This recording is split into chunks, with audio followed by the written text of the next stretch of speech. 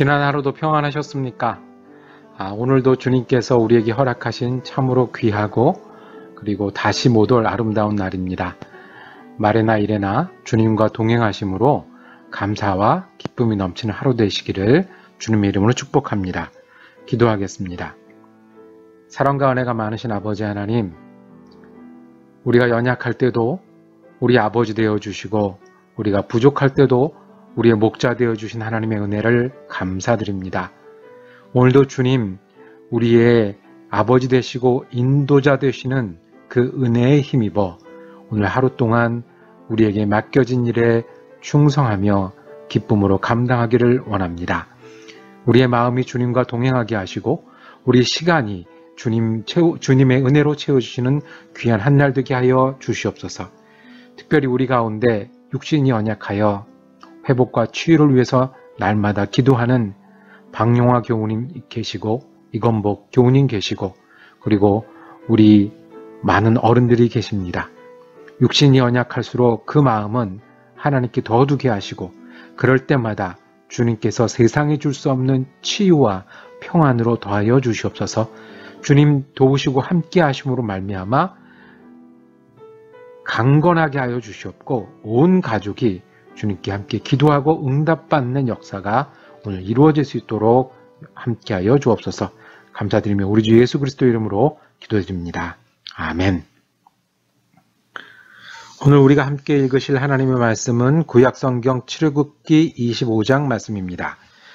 25장 16절에서 22절까지를 제가 받들어 읽겠습니다.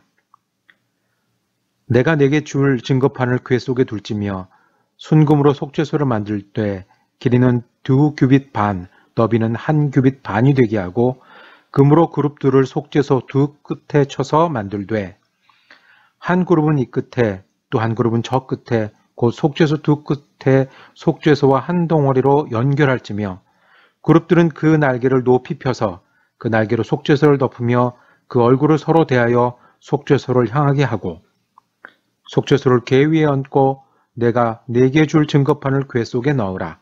거기서 내가 너와 만나고 속죄소 위 곧 증거궤 위에 있는 두 그룹 사이에서 내가 이스라엘 자손을 위하여 내게 명령할 모든 일을 내게 이르리라. 아멘. 출애굽기 25장을 묵상하실 때에 오늘 말씀의 제목은 하나님의 마음 하나 둘 셋, 하나님의 마음 하나 둘 셋으로 정했습니다. 오늘 내용은 조금 복잡한 숫자랑 모양이 들어가는데 끝까지 우리가 함께 하셔서 은혜 나누기를 원합니다. 우리의 관심은 이 성막과 회막이 어떻게 생겨지고 어떻게 짓느냐가 아니고 이 과정을 통해서 이 회막과 성막을 통해서 하나님이 어떤 분이시고 그리고 어떻게 우리가 하나님 앞에 나아가는지를 살펴보기를 원합니다. 하나님을 대할 때 가져야 되는 원리가 첫 번째가 자원하는 마음입니다. 자원하는 마음.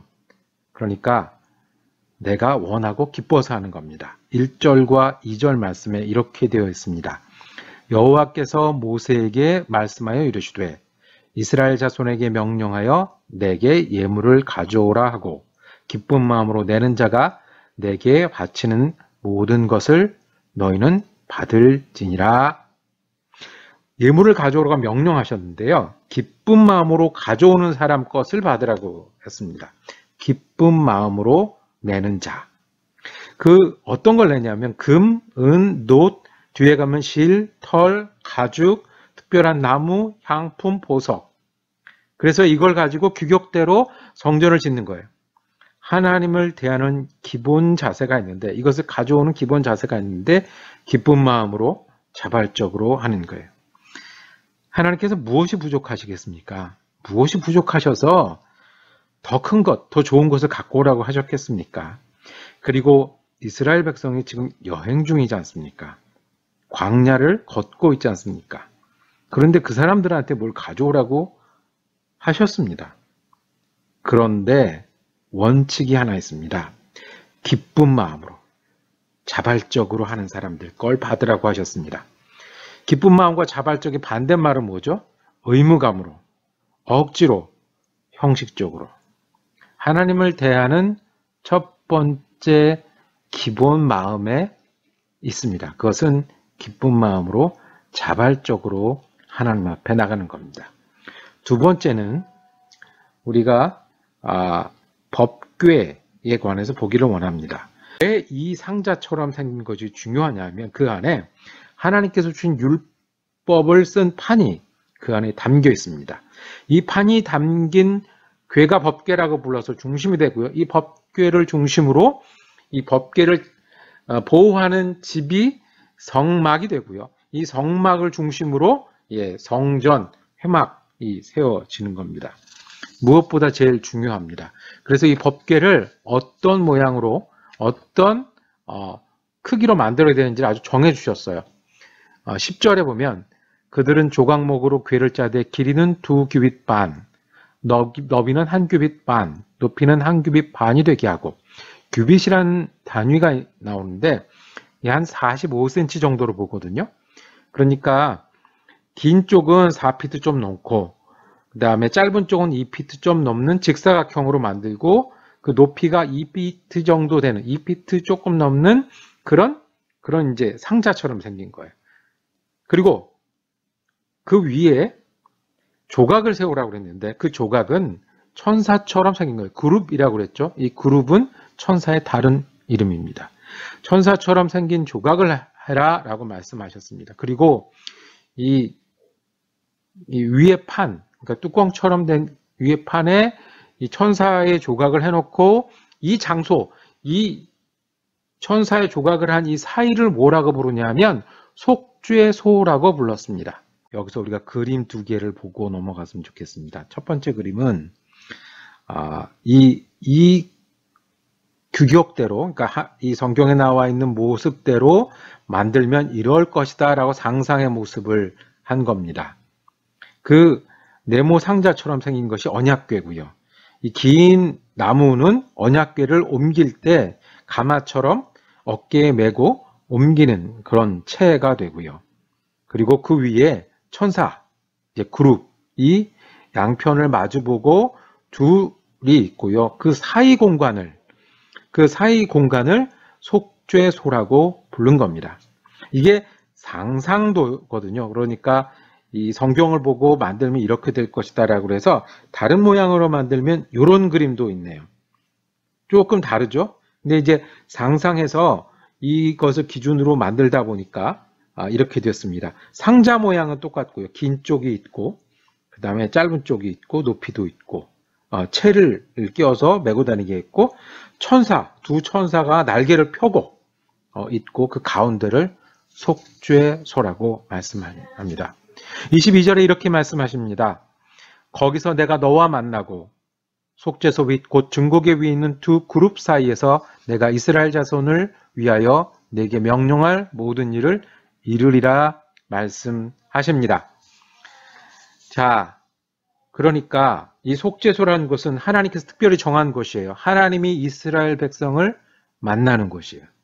그러면 이스라엘 백성은 여기서 하나님을 듣고 따르고 아멘하고 결심하는 자리가 이 속죄소가 되는 겁니다. 두 번째는 이 법궤가 오늘 말씀의 중심입니다. 세 번째는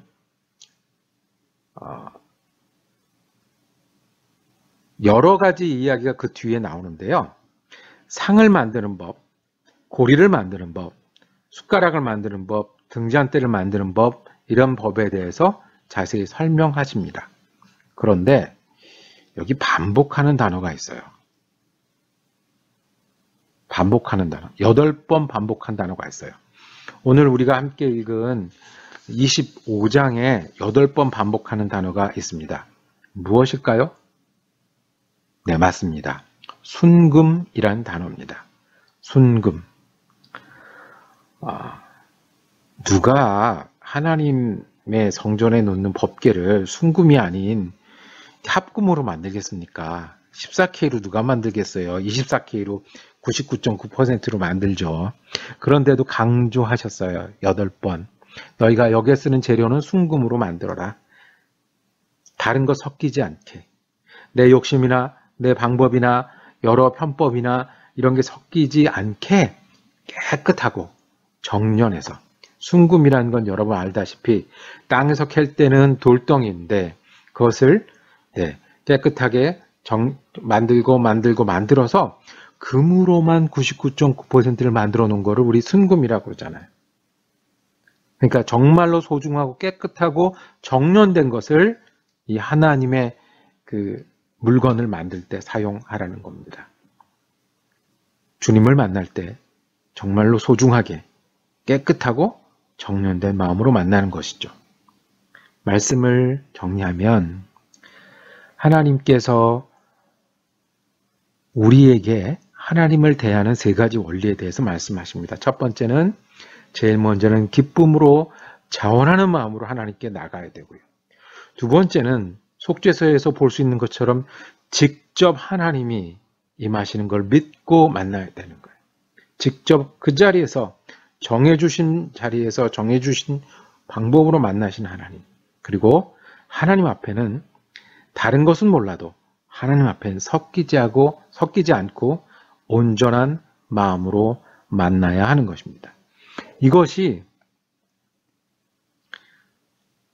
실은 하나님 마음 아닙니까? 하나님께서 우리를 만나실 때 자원하고 기쁘게 생각하시는 거고요. 직접 정해진 곳에서 만나시길 원하시고요. 온전하게 이스라엘을 끌어안고 계십니다. 실은 우리가 하나님을 만나는 원리도 배울 수 있지만 하나님이 우리에게 어떻게 다가오시는지를 말씀하고 계세요. 우리가 법궤를 메고 다니나요? 이스라엘 사람들도 이 법궤를 성전 생길 때까지, 즉 이 회막을 성전 생길 때까지 메고 다니다가 이제 성전 안에 갖다 두었어요. 그 몇백 년 정도 사용한 거죠. 그렇지만 하나님을 만나는 원리는 같습니다. 자원하는 마음으로 직접 그리고 섞이지 않은 온전한 태도로 만나는 겁니다. 우리가 예수님을 다시 묵상하기를 원합니다. 빌립보서에 보면 예수님 낮아지시고 순종해서 종의 형체를 가지셨다고 그랬어요. 그래서 우리와 같이 되시고 우리와 같이 겪으시고 우리와 같이 고통당하셨다고. 자원하는 마음으로 직접 그리고 섞이지 않은 온전한 마음으로 그렇게 하셨습니다. 이것이 하나님이 우리를 향한 마음이고 우리가 예수를 믿어가는 기본 원리입니다. 자원하는 기쁨으로 항상 만나고 동행하면서 그리고 순전하고 전폭적으로 다른 건 몰라도 하나님 앞에서는 순전한 마음으로 만나는 거예요. 오늘도 우리가 여러 일을 만나고 여러 사람을 만날 터인데 우리가 믿음의 사람이 되어서 하나님 앞에 이 원리만큼은 흔들리지 않기를 원합니다. 하나님 앞에 자원하는 기쁜 마음으로 직접 하나님과 동행하는 마음으로 그리고 하나님께 마음은 섞이지 않고 온전한 마음으로 지내서 우리에게 당하는 여러 마음과 여러 일과 여러 사람과 여러 순간 동안에 주님의 은혜로 채우는 귀한 한 날 되시기를 주님의 이름으로 축복합니다. 기도하겠습니다. 주님, 우리가 주님과 함께 동행할 때에 기쁨과 자원하는 마음으로 동행하게 하시고 직접 동행하시는 하나님과 함께 살게 하시며 주님 앞에 순전한 마음이 되게 하여 주옵소서. 우리가 마음을 정하고 따르기 전에 이미 하나님께서 우리에게 기쁜 마음으로 동행하시면서 순전한 마음을 저희에게 보여주셨사오니 우리도 할 수 있는 대로 주님께 마음을 드리고 사는 한 날 되게 하여 주옵소서. 우리 주 예수 그리스도 이름으로 기도드립니다. 아멘. 말씀 묵상 같이 할 수 있어서 감사했습니다. 오늘도 주님 안에서 은혜와 감사로 지내시다가 내일 출애굽기 26장 말씀으로 다시 인사드리겠습니다.